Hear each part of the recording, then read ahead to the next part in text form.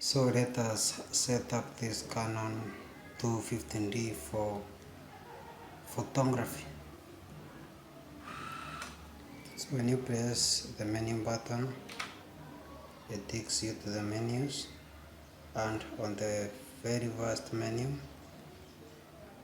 we have image quality.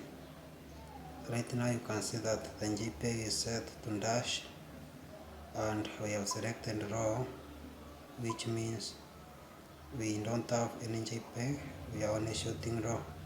If we want to add a JPEG, you can select there. So we will be shooting raw on JPEG, and if you only want JPEG, you can remove raw and you are left with JPEG. But in my case, I like editing my photos, so I will only shoot raw. Click OK.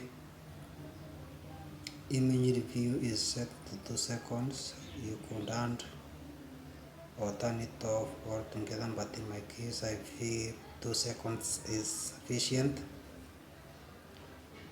Release shutter without current is set to off. Yes, I don't want the camera to shoot without current.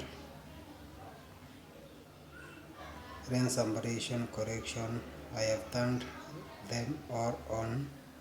Peripheral illumination correction, distortion, digital lens optimizer. I don't want to deal with editing or correcting lens errors in the editing software, so let that be done in the camera. Flash control. Now this camera does not have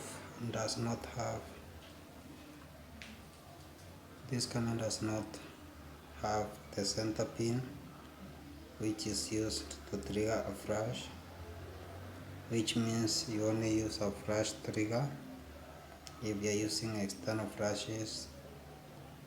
I think if you are using native flashes, you can find one that is compatible, but for flash like this Gondox TT600, which only operates with the center pin, it will not work without a trigger. For the internal flash, leave it to the camera, which means it will be set to TTL. The camera will read your camera settings and decide the amount of power that is needed with those settings. On the second menu we have the drive mode. This is dependent on what you are shooting at that particular time. The first one, single shooting, is for when you want to take pictures one after the other, like in the case of landscape. This is for continuous, sport, or on-drive photography. Self timer 10 seconds, self timer 2 seconds, and self timer continuous when you want to use self timer and at the same time capture multiple photos. So let me set it to single. On the third menu we have exposure compensation, which is set to 0. ISO speed settings. The maximum for auto is set to 6400. Right now I am operating at ISO 100. Auto lighting optimizer is set to off.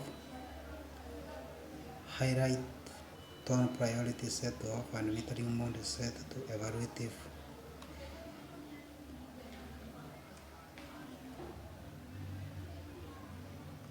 On the fourth menu, white balance. This one you set according to the scenario where you are. There's no fixed white balance unless you want to use auto white balance. So let us set it to auto for now, and color space, leave it at the Ambient picture style. This is dependent on your preference. In my case I like standard, so I have set it to standard. On the fifth menu, Live view shoot is what I have enabled. No other change on the 5th menu. And on the 6th menu, AF operation. This is also dependent on what you are shooting at the moment. One shot, AI focus or AI servo. So one shot is when you want to focus on an area. AI servo is when you want to focus continually. I normally choose between these two, but for this camera, because when you are shooting HD or for photos, AI servo or one shot works best. So for now, let me set it to AI servo.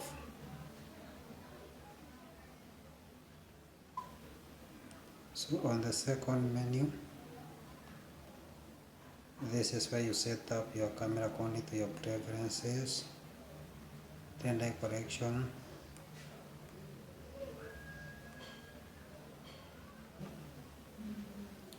Let me reset that. These are the menus that I do not normally touch. The third menu, Wi-Fi setting, Bluetooth setting.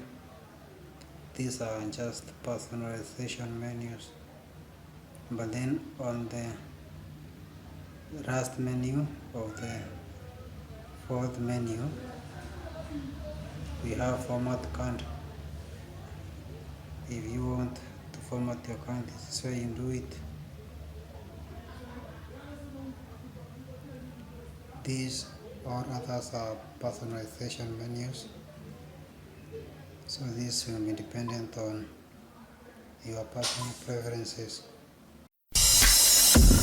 JM Photography KE Imagement.